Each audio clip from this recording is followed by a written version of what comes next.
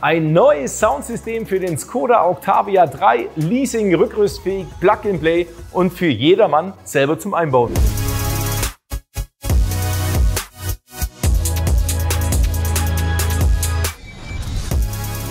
Das besprochene Soundsystem zeige ich euch jetzt gleich, aber ich muss euch erst das Wegmontieren der Türe beim Octavia 3 zeigen. Und warum wir erst mit der Türe anfangen, erkläre ich euch gleich. Aber jetzt bauen wir die Türverkleidung weg. Mit dem Remover-Tool müssen wir zuerst die Kunststoffverkleidung hier vorne wegklippen und können dann mit einem Werkzeug das Schaltpanel nach oben rauslupfen und dann wiederum mit dem Remover-Tool auch dann komplett aushebeln. Dann befinden sich drunter zwei 30er Torx, die wir lösen können. Unterhalb der Türverkleidung befindet sich eine 10er Aufnahme und das Gerät muss jetzt um 90 Grad gedreht werden. Dann entriegelt sich die untere Manschette hier. Damit ist die Türe jetzt entschraubt und wir können sie wegklippen.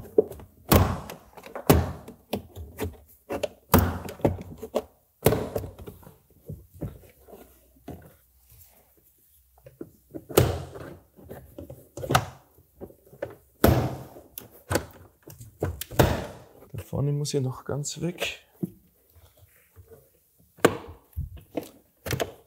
Ja. Genau, und jetzt können wir sie oben rausziehen.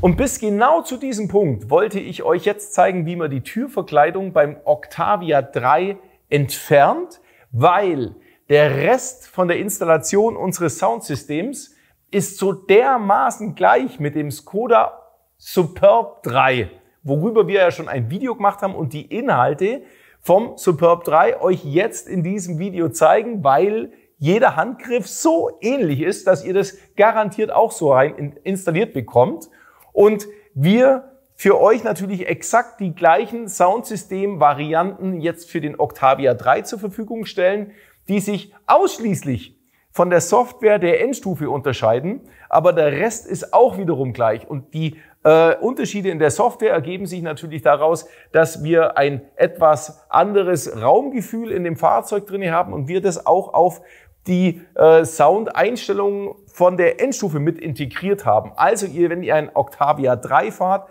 bestellt ihr ein Soundsystem für den Octavia 3. Wenn ihr einen Superb fahrt, dann nehmt ihr natürlich das Soundsystem für den Superb, weil das alles dann perfekt abgestimmt ist. Ansonsten wünsche ich euch jetzt viel Spaß bei diesem Video. Übrigens, alle Links zum Octavia 3 Set habe ich euch natürlich unten in der Videobeschreibung eingefügt und ansonsten geht's jetzt los. Bestimmt interessiert euch, wie viel mehr Sound habt ihr eigentlich danach? Und ich kenne das Canton Soundsystem, das, wo ihr von Werk ab hättet mitbestellen können oder jetzt einfach im Auto nicht drin ist. Dieses Soundsystem werden wir in Form von Soundqualität, Lautstärke und Bass auf jeden Fall übertreffen und damit werdet ihr ganz sicher extrem zufrieden sein. Wer jetzt noch fragt, wie lange braucht man denn jetzt, um sowas nachzurüsten, weil das macht ihr ja selber daheim, deswegen legen wir euch auch sämtliches Werkzeug mit dazu. Die Version V1 oder V2 würde ich sagen, auch für Laien, circa 1 bis maximal 2 Stunden, wenn man das sehr langsam und gemütlich macht. Wenn man die vorderen Lautsprecher wechselt, würde ich auch sagen, für das vordere Lautsprechersystem, für beide Türen mit Dämmung zwischen 1 und 2 Stunden. Das gleiche nochmal für die hinteren Türen und dann seid ihr ja schon fertig. Also das wird ungefähr der Zeitbedarf sein.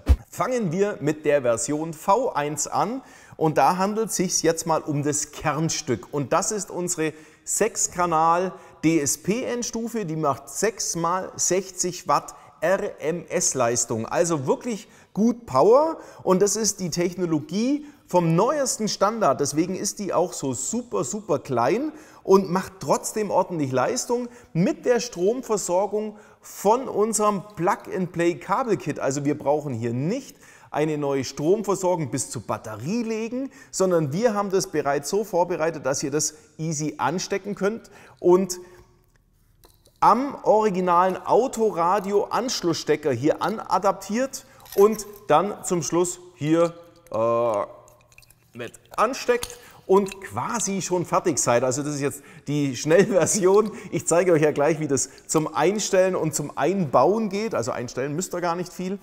Wir haben hier bereits ein Setup aufgespielt, weil das ist eine DSP-Endstufe. Das heißt, wir haben hier mit dem Computer programmiert, welche Soundfrequenzen über welchen Lautsprecher am besten funktionieren und haben natürlich die Leistung und Frequenzweichen auch optimal für jeden einzelnen Lautsprecher im Fahrzeug integriert. Das heißt jetzt, wir machen auf die Original-Lautsprecher vom Skoda einfach nur mehr Leistung und ein besseres Chip-Tuning quasi drauf, damit die lauter sind, besser laufen und schöner klingen.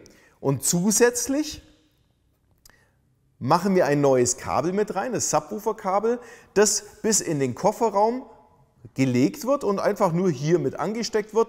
Und jetzt könnt ihr eben den Subwoofer mit dazu rüsten. Ob das jetzt ein eigener ist, deswegen die V1-Version, jemand, der sagt, ich will den einfach in den Kofferraum reinstellen oder mir gefällt die Version jetzt nicht so, wie der hier drin ist, der kann eben die V1 nehmen und ist damit dann quasi fertig. Wir legen euch auch hier das Werkzeug zum Entpinnen der Kabel mit dazu, damit ihr mit der Version schon mal durch seid. Und wer Version 2 nimmt, der hat dann quasi unseren Reserverad-Woofer Drive 10 BRP bereits integriert.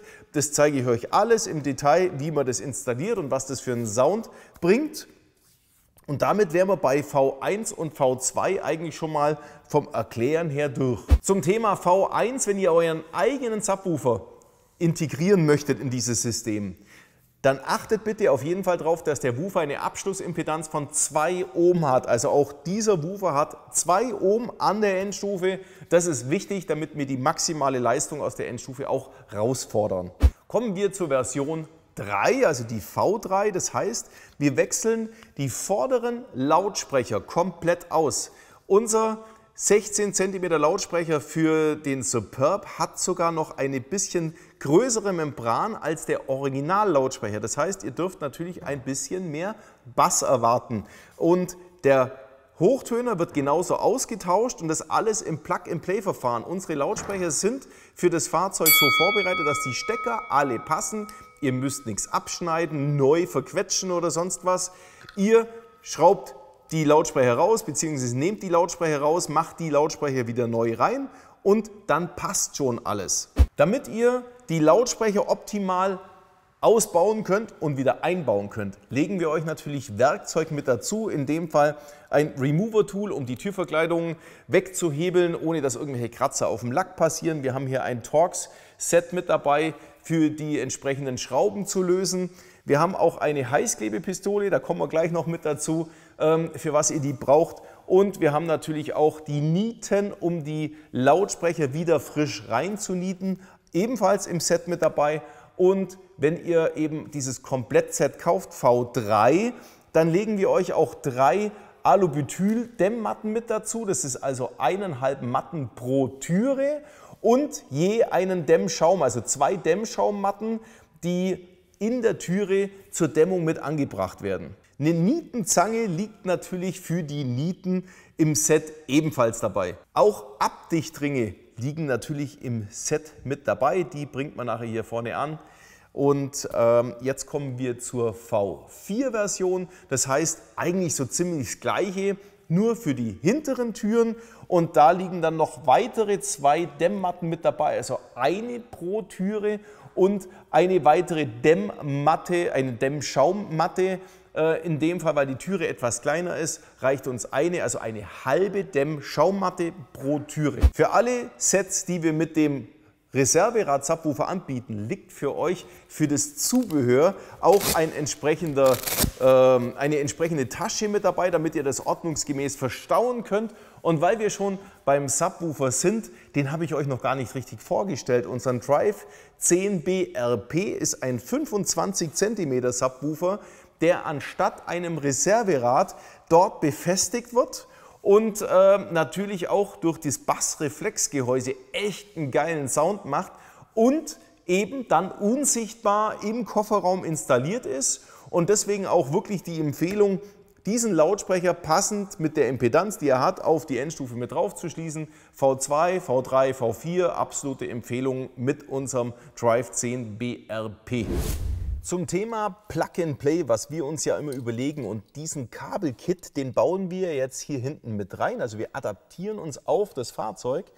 Und früher hat man, wenn man eine Endstufe installiert hat oder einen Subwoofer, man hat immer neue Kabel ziehen müssen, ja, weil die Endstufe hinten im Kofferraum drin war. Keine Ahnung, die Kabelführung war eine völlig andere. Wir nutzen jetzt alle Originalkabel und gehen praktisch drauf und ziehen uns das Signal, was da ursprünglich zu den Lautsprechern geht, erstmal in die Endstufe rein, peppen das auf und mit dem gleichen Kabelstrang fahren wir dann praktisch wieder auf die Originalkabel vom Fahrzeug. Und deswegen ist das alles nur per Plug-and-Play. Also ihr braucht euch da quasi gar nichts mehr bei denken, nur noch die Stecker passend zusammenstecken. Um diesen Kabelbaum an die Originalverkabelung andocken zu können, muss diese Einheit raus. Diese Entriegelungshebel liegen in dem Set V1, V2, V3, egal was, die liegen immer mit dabei. Und bei uns hier im Fahrzeug kann ich tatsächlich das Ganze hier so weit rausnehmen, dass man an den Stecker, wo wir ran müssen, auch jetzt bereits schon drankommen. Kann aber auch sein, dass in eurem Fahrzeug die Kabel ein bisschen klemmen und ihr dieses Radio nur bis hier raus bekommt. Also das habe ich auch schon mal gehabt. Manchmal kommt man dran, kann es ganz rausziehen, manchmal klemmt das Kabel und dann hängt es fest. Also machen wir das Handschuhfach weg. Das hat zwar mit dem Handschuhfach nichts zu tun, aber den Seitendeckel, den können wir auch gleich mal wegmachen, um nachher die Kabel besser durchführen zu können. Und da brauchen wir nur alles wegklippen und den auf die Seite legen. Hier kann man jetzt auch schon ein bisschen hier hinten reinlangen, aber es reicht jetzt nicht, um die Kabel irgendwie ordentlich hin und her zu ziehen. Deswegen machen wir 1, 2, 3, 4, 5, 6 Schrauben auf. Das sind 20er Torx.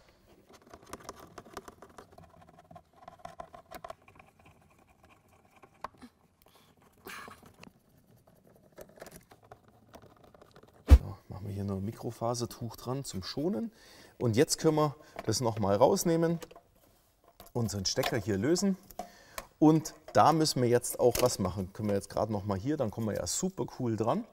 An unsere Stecker, die wir jetzt andocken müssen. Wir finden jetzt hier auf unserem Quad-Lock-Anschluss vom Fahrzeug diesen beigen Anschlussstecker, den wir auch rausnehmen können und auch jetzt rausnehmen müssen. Hier ist diese Verriegelung, die macht man hier auf und dann könnt ihr den nach oben rausklippen und mit unserem Gegenstück von unserem Anschlussstecker zusammenstecken. Klick. Und hier findet ihr den gleichen Stecker wieder, den wir genau da einpinnen, wo wir den einen gerade rausgemacht haben. Klick. Dann schaut es genauso aus und jetzt haben wir den Sound vom Autoradio hier mit unseren Kabeln im Kabelbaum Richtung unserer neuen Endstufe.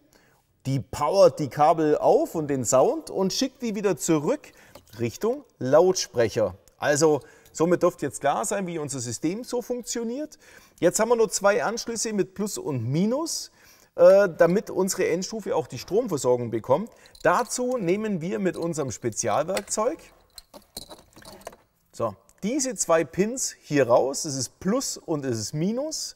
Und dann nehmen wir jetzt einen nach dem anderen und entriegeln die. Also mit unserem Spezialwerkzeug können wir hier an der Seite reinfahren, schieben das ganz nach innen rein und ziehen den Anschluss hier raus. Und den nehmen wir jetzt gleich, da ist ja jetzt 12 Volt drauf, also wir haben keine Batterie weggemacht. Das könnt ihr natürlich auch vorher vielleicht mal machen, wenn ihr Lust habt, den Minuspol zur Sicherheit abnehmen. Ich habe jetzt hier wirklich die Routine drin, dass hier nichts passiert. Und wir nehmen jetzt den Anschlussstecker, der hier drin steckt in unserem Kabelbaum und nehmen den Plus, den wir hier haben, und stecken den auf den für den gelben Anschluss mit drauf. Machen wir nochmal weg. Also hier drauf. Und jetzt können wir den nicht einstecken, weil hier noch eine Zusatzverriegelung drin ist. Die wir hier bitte erstmal rausnehmen. Also diesen Stift hier, den können wir danach wieder reinmachen. Und jetzt machen wir die Plusleitung, klicken wir hier ein. Und jetzt machen wir das gleiche mit der Masse. Die Masse machen wir genauso hier raus und stecken den auf den freien zweiten Steckplatz. Also dass auf jeden Fall die Kombination so ausschaut, dass das Pluskabel, das rot-gelbe, auf das gelbe geht und das braune auf den schwarzen. Bitte nochmal ausstecken und nur das kontrollieren, weil sobald ich den einstecke, habe ich natürlich hier jetzt auch rückführend wieder Stromversorgung drauf. Also solange ich den nicht anstecke, ist das hier alles stromlos und kann auch diese Steckverbindung wieder genauso reinstecken, dass der gelbe wieder da auf dem Steckplatz landet, wo vorher das gelb-rote war oder das rot-gelbe und das schwarze, das stecken wir da drauf, wo der braune war. Und jetzt können wir auch die zwei miteinander zusammenstecken. Und jetzt haben wir unsere Stromversorgung für die Endstufe bereits hier abgegriffen und haben anschlusstechnisch alles schon erledigt, außer dass wir jetzt das Kabel noch auf die Position bringen müssen, wo wir nachher diesen kleinen Verstärker mit unterbringen. Das machen wir nämlich genau auch hier hinten im Eck drinne und legen das Kabel entsprechend runter und können auch unser Autoradiomodul wieder entsprechend anstecken. So, jetzt legen wir mal das Kabel nach hinten. Da können wir nämlich jetzt auch hier ein bisschen durchlangen und können das Kabel nach unten ziehen. So. Und von hier ab müssen wir natürlich jetzt unseren Stromanschluss wieder anstecken. Also den Riegel aufmachen und auf Position bringen, reinstecken und runterschieben. Damit ist der verriegelt und wir können das Autoradio ab jetzt wieder mit allen Kabeln schön nach hinten verstauen. Seht ihr, was ich jetzt meine? Ihr müsst wahrscheinlich sowieso das Handschuhfach immer rausmachen, um genau diese Sache jetzt nach hinten ordentlich durchzubringen und die Kabel nicht einzuquetschen. So, Radio wieder drinne und wir ziehen das Kabel so weit nach, dass hier nichts im Weg liegt und können das Handschuhfach jetzt wieder entsprechend montieren. Den Hauptanschluss für unsere DSP-Endstufe haben wir also jetzt schon fix und fertig dran. Und das Kabel für den Subwoofer liegt natürlich in dem Fahrzeug noch nicht drin, weil dieses Fahrzeug noch nie einen Subwoofer gesehen hat. Also müssen wir das natürlich reinlegen. Wir haben das euch auch vorbereitet per Plug-and-Play. Wir brauchen es nachher nur noch anstecken, aber wir müssen das Kabel verlegen. Und das machen wir in der Schwellerverkleidung bis an den Rücksitz dran und vom Rücksitz aus in den Kofferraum rein. Und dazu kann man die Seitenverkleidung, also diese Schwellerverkleidung, einfach wegklippen. Genau, so aushängen. Und mehr müssen wir jetzt hier auf der Stelle gar nicht machen. Und das da vorne nehmen wir jetzt auch raus, das Teil, und können das auf die Seite legen. Ihr seht schon, hier geht ganz schön was frei mit ein paar Handgriffen. Und genauso schnell lässt sich das auch wieder reinklippen, das Ganze. Das gelbe Durchzugsband können wir jetzt von hier vorne bis ganz nach hinten durchschieben. Und hier hinten kann man das wieder rausnehmen. Da ist unser Band. Mal wieder ein bisschen zurück. So. Jetzt haben wir ein Durchzugsband und wie der Name schon sagt, klemmen wir unser Subwoofer-Kabel jetzt dran und ziehen das bis hier hinten durch. Das heißt, ihr braucht sonst gar nichts weiter wegmachen. Damit ihr das blaue Subwoofer-Kabel mit andocken könnt, legen wir euch natürlich auch dieses Isolierband mit dazu. Das nehmt ihr jetzt und nehmt es ganz eng und bindet das Kabel hier drauf. Jetzt können wir hier vorne das Kabel etwas nachführen und bereitlegen und es nach hinten rausziehen. Hier haben wir es. Super, oder? Das gelbe Durchzugsband lassen wir natürlich gleich dran und können das jetzt unterm Sitz bis daher durchziehen und schon sind wir im Kofferraum.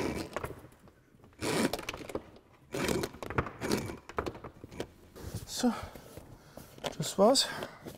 Hier können wir wieder alles befestigen und dann geht es im Kofferraum weiter. Das Subwoofer-Kabel können wir jetzt hier direkt unterm Teppich mal nach links rüberlegen und der Rest geht nachher unter der Verkleidung weiter. Leute, voll geil. Beim Hochklappen des Sitzes habe ich gerade gedacht, ich habe irgendwas kaputt gemacht. Sowas habe ich vorher noch nicht gesehen. Das ist Turbo Skoda, Leute. Das ist bequem und endlich mal richtig sinnvoll. Oder? Habt ihr sowas schon mal gesehen bei euch im Auto drin und habt es vielleicht noch gar nicht entdeckt, was das sein soll, aber ich sehe das zum ersten Mal. Mega! Diese schwarze Styropor-ähnliche Wanne, die können wir jetzt mal ganz rausmachen. So, weil hier kommt unser Subwoofer rein und dafür langt ja auch das Kabel hier dicke und wir können jetzt den Subwoofer hier mit anbringen. Und hier unten seht ihr schon die Aufnahme, wo normalerweise das Reserverad eigentlich befestigt werden wird. Und genau das nutzen wir für unsere Verankerung des Subwoofers. Der hat nämlich hier drin den Abdeckgummi, aber auch eine entsprechende Verankerung. Und das Ganze machen wir jetzt mal fest. Und wir können natürlich auch gleich mal gucken, wo wir die Moosgummistreifen hinkleben auf den Boden, damit unser Woofer nicht hart auf hart irgendwie zum Klappern anfangen kann, sondern diesen Moosgummistreifen dazwischen haben.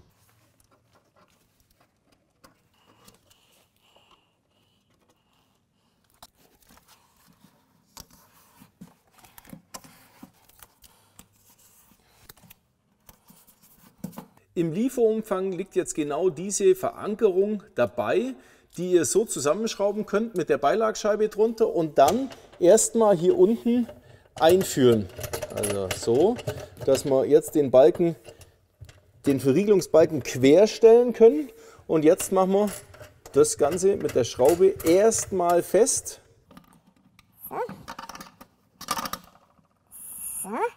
Und jetzt setzen wir den Woofer drauf, um zu sehen, ob das von der Höhe her zum Verschrauben hinhaut. Ihr seht, das ist jetzt ein bisschen zu hoch, wenn man den Deckel drauf machen möchte. Wenn man aber sagt, okay, scheiße, ich habe überhaupt gar keine Säge oder gar nichts, dann könnt ihr rein theoretisch natürlich genau den Stummel hier auch stehen lassen und das Ganze hier von oben schon wieder festschrauben und dann wäre es das auch gewesen. Also das könnt ihr daheim machen, wie ihr wollt. Ich empfehle euch, das auf jeden Fall mal festzuschrauben, damit der Lautsprecher, also der Subwoofer und das Gehäuse ordentlich hier fixiert ist und nicht irgendwo in der Gegend rumfliegen kann. Das Lautsprecherkabel können wir jetzt direkt auch schon fixieren, bevor wir den Lautsprecher reinmachen. Jetzt kommen wir noch ans Terminal super easy dran und können unsere Kabel hier verschrauben. Der mit dem schwarzen Strich geht hier direkt auf schwarz und der ganz blaue Teil, der geht auf rot. So gehört es richtig verkabelt. Jetzt können wir natürlich auch den Lautsprecher richtig hier reinlegen. Das Kabel kann man noch zusammenbinden und hier unten unterbringen. Dann schaut das alles ganz ordentlich aus. Beilagscheibe rein und die Mutter oben drauf. Und jetzt können wir auch hier den Deckel drüber machen. Schaut doch schick aus.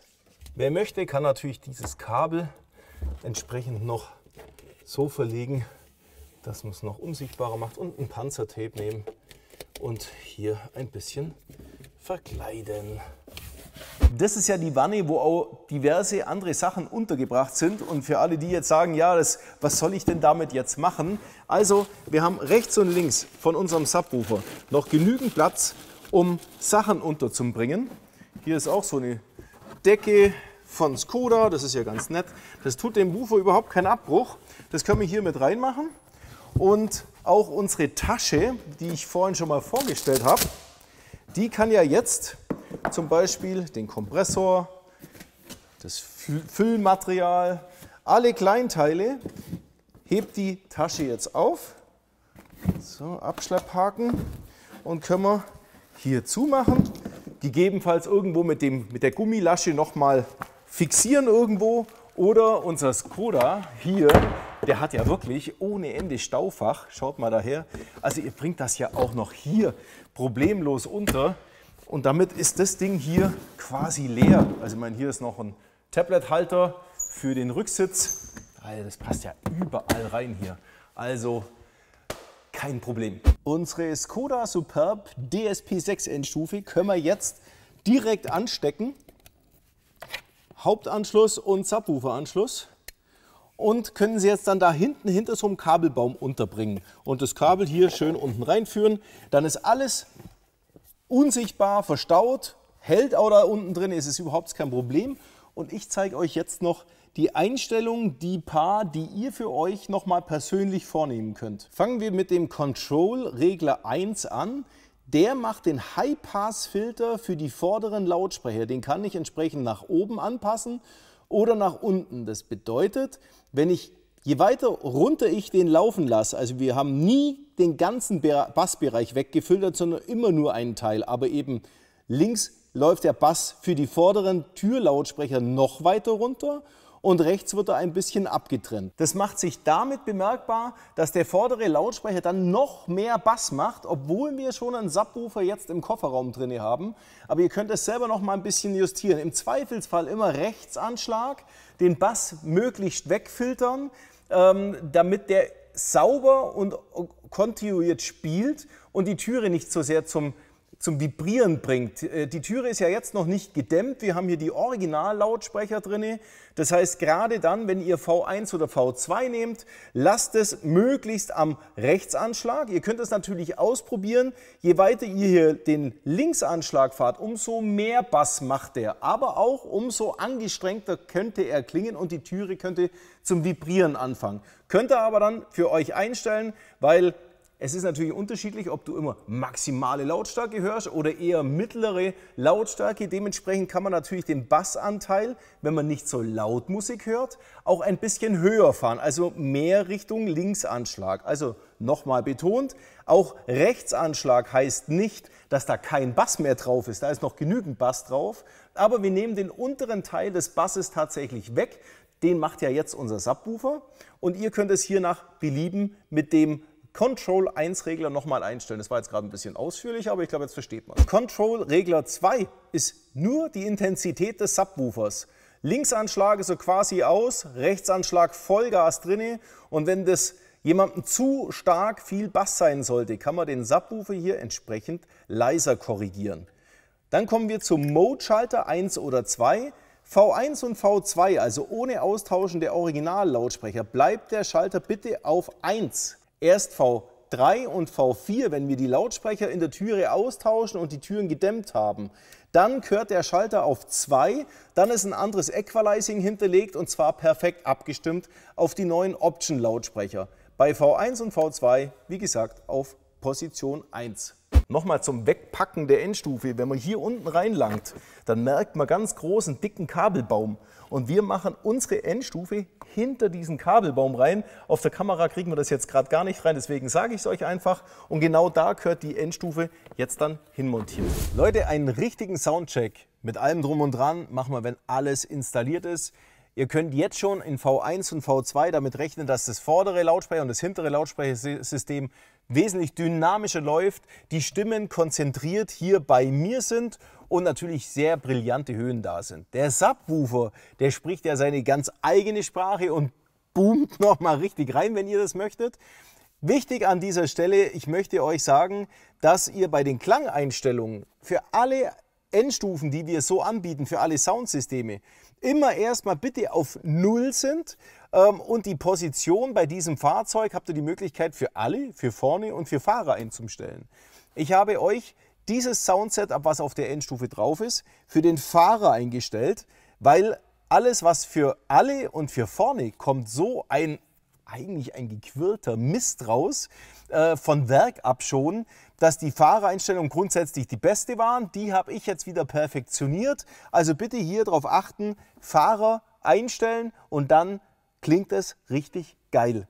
Aber noch viel geiler geht es natürlich dann jetzt in V3 und V4. Wir rüsten jetzt neue Lautsprecher ein in die Türen, hinten und vorne und machen natürlich noch eine Türdämmung. Also dranbleiben. Bauen wir die Türverkleidung weg. Hier unten ist ein Loch drin für einen 30er Torx. Die können wir mal rausdrehen. Das ist nämlich auch schon die einzige Schraube, die man so rausdrehen muss. Dann haben wir hier unten unseren Verriegler. Den habe ich jetzt schon ein paar Mal vorgestellt. Das ist bei fast alle VWs so. Das heißt, da unten ist eine 10er Nuss, die man senkrecht, also da ist so ein Zapfen drin, der senkrecht oder waagrecht ist. Waagrecht verriegelt er und den drehe ich um 90 Grad und dann ist er senkrecht und entriegelt in dem Moment. Und achso, genau, jetzt müssen wir diese Kulisse, die müssen wir jetzt rausmachen und da können wir hier hinten mit unserem Remover-Tool reinfahren und von hier hinten das Ganze nach oben rauslupfen. Können wir jetzt hier ein bisschen nachhelfen. und hier die ganzen Clips entriegeln und ein bisschen hier rüber ziehen und dann nach oben weg. Und die können wir auch gleich abstecken. Hier dran ist nochmal ein Entriegelungsmechanismus. Den können wir jetzt zusammendrücken und den genauso rausziehen und dann ist die Kulisse schon mal weg. Und jetzt können wir mit einem ordentlichen Remover-Tool hier hinten reinfahren zwischen Türverkleidung und Metall der Türe und können die so weghebeln, dass die einzelnen Clips unten alle weg sind. Und jetzt können wir das hier oben noch mal ein bisschen rausziehen und nach oben rausnehmen. Und jetzt können wir natürlich weitere Stecker entfernen. Drunter verbirgt sich noch einer. Und hier ist noch der Entriegler, den müssen wir natürlich auch wegmachen. Den können wir hier nach oben rausnehmen und den Bautenzug hier aushängen. Genauso lässt es sich auch wieder leicht einhängen, also von dem her kein Stress. Und hier können wir jetzt die Kabel rausnehmen. Unterhalb der Schaltkulisse ist ebenfalls nochmal ein Stecker drin. Den nehmen wir hier auch noch raus, müssen wir entriegeln. So, na komm schon. Ist das schon entriegelt? Ja, genau. So. Und jetzt können wir das alles hier rausnehmen. Und denkt bitte dran, hier unten ist der Ablaufschlauch, wenn man hier einen nassen Regenschirm reinmacht, dass das Wasser in die Türe ablaufen kann. Und ganz unten haben wir nochmal 2 Stecker, die wir abstecken müssen, damit wir die ganze Türverkleidung jetzt in der Hand haben. So, gehst du weg? Jawohl. So, und damit haben wir sie. Die Türverkleidung, da kümmern wir uns später drum, weil jetzt geht es darum, den Tieftöner hier zu entnieten und die Türe zu dämmen. Und jetzt sehen wir auch, hier sind 2 Pins sogar stecken geblieben, jetzt beim Entklippen der Türe. Die können wir mit einem Seitenschneider wieder rausheben und das ist überhaupt kein Problem. Die kann man wieder genauso in die Türen wieder reinpinnen und wiederverwenden. Also da geht nichts kaputt bei dem Ding. Also mit Seitenschneider meine ich, dass man mit den Klammern hier schön an der Seite reinfahren kann, aber keinen Schneidedruck ausübt, sondern jetzt nach oben raus lupft. Dann kann man das Ding, den Clip ganz gut festhalten und da geht alles easy. So.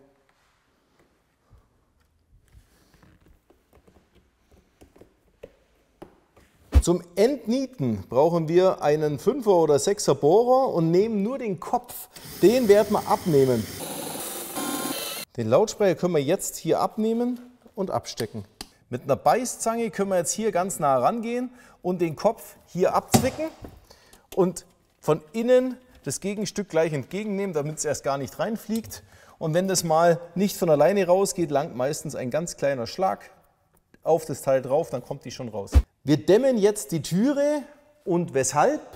Damit es weniger schwingt, der Lautsprecher dadurch besser festgehalten wird und ein besseres Impulsverhalten hat. Das heißt, wir haben tatsächlich einen Basszuwachs im Kickbass-Bereich aus der Türe raus, den man sehr deutlich auch hört.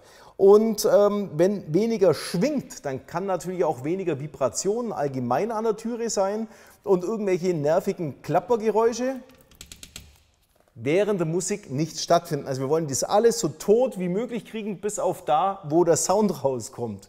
Und deswegen wird jetzt hier unten drin rausgeputzt. Da unten ist ein bisschen nicht unter Bodenschutz, Hohlraumversiegelung drin. Das machen wir ein bisschen weg, damit das schön sauber ist und wir unsere Dämmmatten hier drauf bringen können. Also wir machen natürlich nicht die Hohlraumversiegelung weg, aber nur an der Stelle, wo das Alubutyl aufgeklebt wird, machen wir es halt sauber und fettfrei.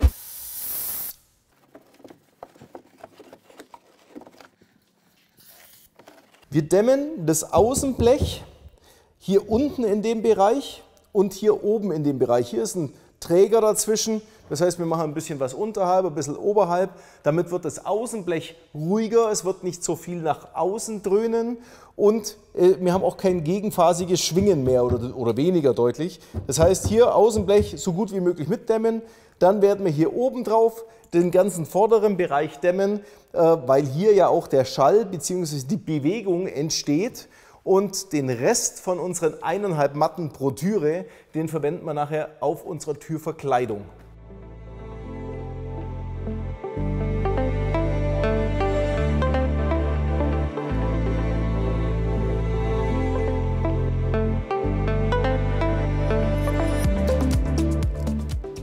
richtig fest überall hindrücken, damit keine Luftblasen drunter sind, wo sich irgendwo noch Wasser sammeln könnte oder irgendwie sowas. Das machen wir alles raus und verschließen das Ganze. Das ist Alubutyl, das heißt eine Schwermasse. Damit werden wir leichte Blechteile beschweren, umso weniger schwingen sie.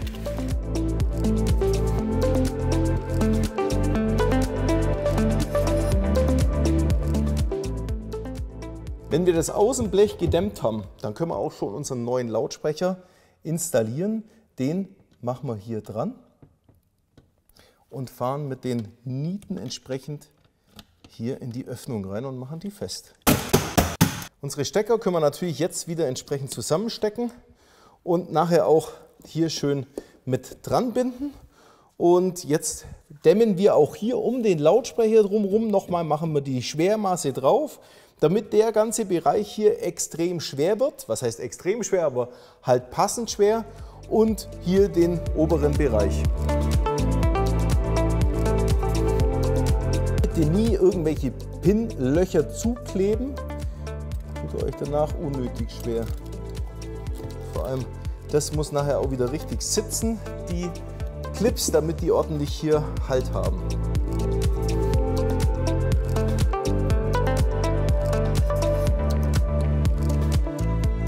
Auch solche Sensoren bitte schön ausschneiden, die dürfen nicht verklebt werden. Nur aufs Blech, wo nichts anderes zu sehen ist. Auch hier sind Cliplöcher, bitte beachten, nicht zugeben.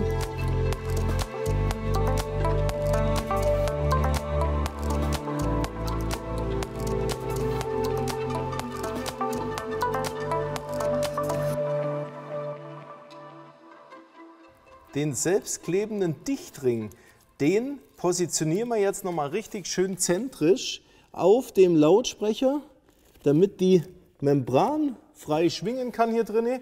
Und so lassen wir den auch. Also bitte nicht nach hinten biegen und verkleben lassen. Damit verformen wir den vorderen Bereich, den brauchen wir aber. Wenn die Türverkleidung drauf kommt, dann macht er einen sauberen Abschluss zum Gitter, damit der Schall wirklich nur nach vorne rauskommt und so gut wie nicht mehr aus oder innerhalb der Türverkleidung sich verbreiten kann. Jetzt bringen wir das ganze Alubutyl, noch was wir haben, von der ersten Matte den Rest und die zweite Hälfte nochmal schön auf diesen Flächen an, weil das kann auch alles irgendwie mitschwingen, das wollen wir ruhiger machen. Und ihr achtet jetzt bitte darauf, dass die Pins hier alle frei sind, die überkleben wir nicht. Auch diese Löcher, da müssen wir das ein oder andere Kabel für die Schalter auf der anderen Seite durchführen. Und, ja, und solche Bolzen natürlich auch nicht. Alles, was mit dem Befestigen zu tun hat. Ansonsten feel free, wo das Zeug überall hinkommt.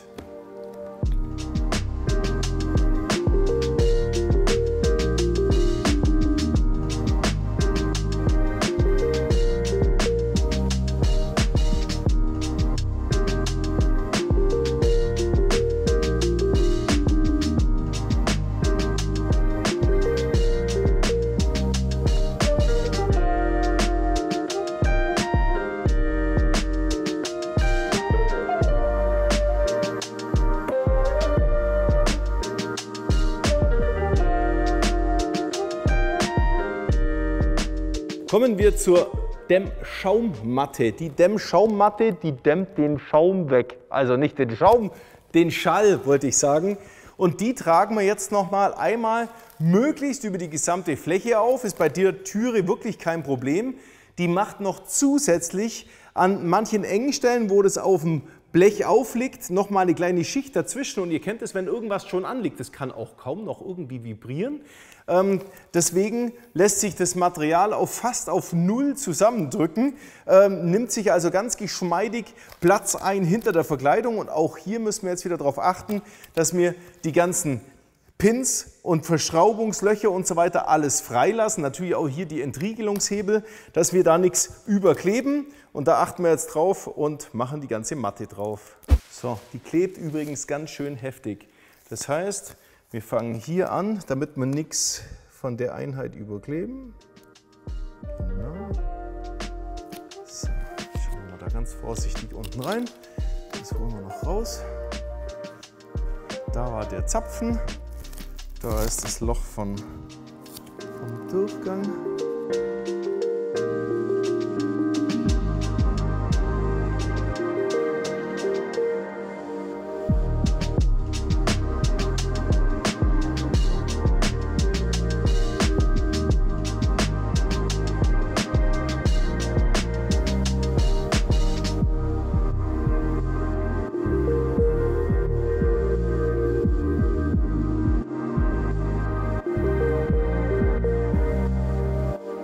Jetzt fehlt noch der Hochtöner. Der verbirgt sich genau hier drinne. Das, was hier alles irgendwie in den Seitenverkleidungen drinne ist, wo ausschaut wie ein Gitter, ist kein Gitter. Das ist das einzige Gitter hier und das können wir wegklippen und hier abstecken. Das ist unser Hochtöner von Skoda. Da oben sind es noch zwei Clips drinne, die man auch wie mit dem Seitenschneider ganz leicht rausziehen kann. Und natürlich auch zum Schluss wieder hier einklippen, aber die sind so locker hier drin, die machen wir ganz zum Schluss wieder rein. Wir machen jetzt den Hochtöner hier rein. Der Hochtöner ist hier nur leicht angeschweißt. Hier drin lässt sich ganz leicht rausnehmen, wie ihr sehen könnt. Den tun wir auf die Seite. Unser neuer Hochtöner, der hat die gleichen Vorrichtungen drin wie der alte, aber die nutzten wir gar nicht. Also das könnt ihr so ein bisschen abnehmen, damit das wieder drüber flutscht, das Ganze. Und zwar so. Der steckt also jetzt in der alten Vorrichtung wieder drinne. Aber geht natürlich jetzt raus, wenn ich ihn loslasse. Deswegen legen wir euch in den Lieferumfang vom Frontsystem die Heißklebepistole mit dazu, damit ihr genau die Ecken mit schwarzem Heißkleber, das ist so ein Kunststoff-Heißkleber, sättigen könnt und dann an der Stelle wieder verkleben. So, das war es auch schon. Auskühlen lassen und dann geht es weiter. Im Kabelbaum unseres Hochtöners ist die Frequenzweiche bereits integriert und hier ist auch ein Dämpfungsglied, der unseren Hochtöner entsprechend leiser macht, wenn wir das gelbe Kabel durchzwicken.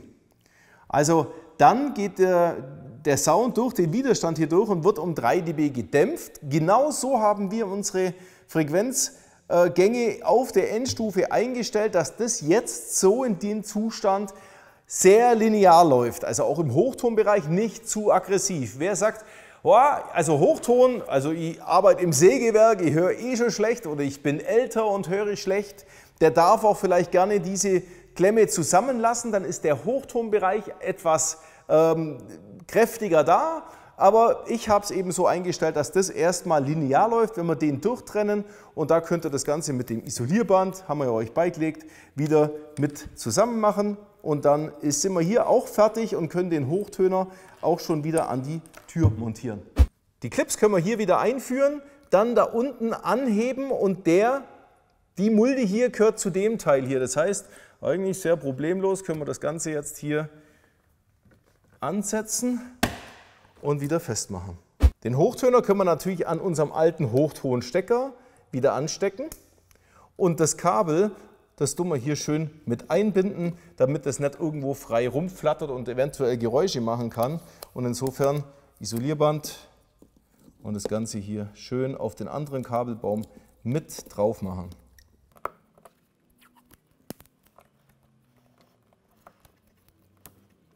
Die Türverkleidung machen wir jetzt auch wieder dran, alle Stecker wieder dran bringen an die alte Position. Es passt auch jeder Stecker nur einmal, also ihr könnt nichts falsch einstecken. So, die können nachher da oben durch, der hier auch. Und jetzt machen wir die da oben noch hin. Halt, der gehört da an der Seite rein. Wird mit dem zusammengesteckt, die Tülle wieder drüber. Das ist eine Nicht-Klapper-Tülle. Cool, gell? Und hier genauso. Wieder hoch. Schauen wir uns den Stecker an. Einstecken und die Tülle wieder drüber. Und dann haben wir alle Stecker dran. Jetzt nehmen wir unseren Bautenzug. Mit dem Bautenzug. hier drauf gemacht. Das war es im Prinzip schon. Und jetzt machen wir noch die letzten Stück Kabel hier durch. Die können wir nachher auch anstecken. Die können wir jetzt einfach hier liegen lassen. Und jetzt hängen wir die Türverkleidung wieder von oben rein. Und den Schlauch hier unten, den führen wir natürlich jetzt auch richtig ein, dass der wieder ganz da drin ist. Und auch möglichst keinen Knick hat. Und jetzt ganz wichtig, achtet ihr bitte drauf, dass die Clips hier, man sieht die an der Seite, die Löcher konkret dran sind, damit die auch richtig reingehen und richtig einklippen. So, hier ist das alles wunderbar. Und jetzt verriegeln wir das da unten wieder. Wenn wir das um 90 Grad drehen. Aber beides zusammen bitte gleichzeitig. Also, warte mal, jetzt muss ich mich tatsächlich hinlegen. Da ist er. So, jetzt drücke ich es hin und drehe das rum. Und damit ist es verschränkt und kann hier nicht mehr raus. Eine Schraube unten wieder rein. Die Schaltkulisse wieder einhängen. Und natürlich vorher anschließen. Und jetzt bitte erst hier so einführen, dass es wie jetzt hier auf der Position drauf ist. Dann führen wir das nach vorne unten ein und drücken das hier leicht zusammen. Und das ist die letzte Verriegelung, die da stattfindet. So. Das war's.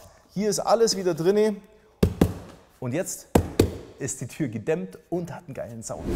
Und ich bin mir sicher, dass ihr die hintere Türverkleidung ohne diesem Video, dass ich euch das extra zeige, weil die wird exakt auseinandergebaut wie die vordere Türe und hat den Hochtöner halt nicht hier im Spiegeldreieck drin, sondern hier in dem Bereich drin. Er wird genauso weggemacht und genauso wird der Hochtöner wieder mit dem Heißkleber reingemacht. Die Dämmung hier hinten genauso, nur dass die Türe etwas kleiner ist, deswegen brauchen wir weniger Dämmmaterial. Und ihr verwendet nur eine halbe Schaummatte in dem Bereich hier hinten drin. Aber ansonsten ist es exakt die gleiche Türe und das brauche ich euch nicht extra zeigen. So, dann. Tell me now, tell me something, 'cause I don't know how this gonna end. Oh no. Leute, das ist jetzt Spaßfaktor. Jetzt haben wir Bass. Und zwar genug. Und ihr könnt natürlich über die Endstufe den Bass auch ein bisschen zurückregeln, wenn ihr sagt, das ist mir tatsächlich zu viel.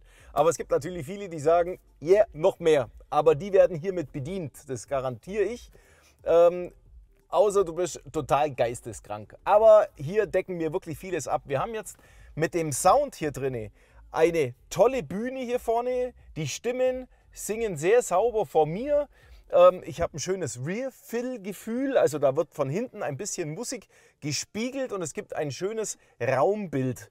Bei leisen wie bei hohen Lautstärken. Und zwar bei hohen Lautstärken immer noch extrem sauber und ich kann da aufreißen und da verzerrt nichts. Das ist einfach nur richtig gut und spiegelt ein gutes Soundsystem wider. Also so stellt man sich das vor, wenn man sagt, ich habe ein Soundsystem im Fahrzeug drin. Jetzt gehen wir noch mal ganz kurz durch. Die V1 und V2 Version, das sind ja die Versionen, wo die Lautsprecher vom Fahrzeug gar nicht ausgetauscht werden, sondern nur quasi gechippt werden. Das Ergebnis damit, ich habe das ja vorher auch gehört, ich habe jetzt die neuen Lautsprecher schon drin, aber die alte Version mit den originalen Lautsprechern V1 und V2 ist auch schon extrem viel besser als die Originalversion, ohne Leistung, ohne Equalizing guten, also da kommt richtig viel mehr raus und natürlich der Bass im Kofferraum ist dann schon mal der Hammer. Jetzt mit einem neuen Frontlautsprechersystem oder Hecklautsprechersystem machen wir einfach das Ganze nach oben total rund. Also das ist endgeil. Wenn ich euch was empfehlen darf, dann ist es die Version V3. Spart euch quasi die Version V4, das Ergänzen der hinteren Lautsprecher. Das ist für mich hier vorne wirklich nicht klangentscheidend. Das macht nur marginal für mich hier vorne was aus. Natürlich für die Leute, wo hinten drin sitzen, die hören dann auch nochmal einen Unterschied. Aber die V3-Version ist die Version, die am meisten Aha und am meisten Grinsen ins Gesicht bringt. Also, ich glaube, Vielleicht habe ich das euch jetzt so halbwegs erzählt, dass ihr damit klarkommt, was wir hier haben jetzt. Lassen wir halt nochmal ein Lied laufen. Und es ist jetzt schon ziemlich laut, also es ist wirklich laut. Pick it up, pick it up, pick it up, pick it up. You see the drip, yeah, I fit it up. Hop in my car and get it up. Secure the bag, yeah, I get the bus. Das ist verdammt laut. You see the drip, yeah, I fit it up. Also hört ihr das? Wenn ich jetzt nochmal rede, dann wäre das so laut. Also ihr braucht euch wirklich keine Gedanken machen. Das ist ein tolles Soundsystem. Und ich wünsche euch jetzt schon viel Spaß beim Auswählen, welche Version ihr nehmt. Und ich freue mich natürlich auch, wenn ihr in den Kommentaren in diesem Video bei YouTube mit reinschreibt, hey, ich habe das ausprobiert, wie seid ihr damit zufrieden? Seid ihr mit dem Einbau gut klargekommen? Stimmt es, was ich so im Video erzähle? Spiegelt das von meinen Impressionen, die ich euch jetzt gerade hier erzähle, wie das Ganze klingt? Passt es mit dem überein, wie ihr das nachher im Auto statt habt? Und ansonsten würde ich sagen, bis zum nächsten Mal, wenn dein Auto dran ist, falls du keinen Superb 3 fährst.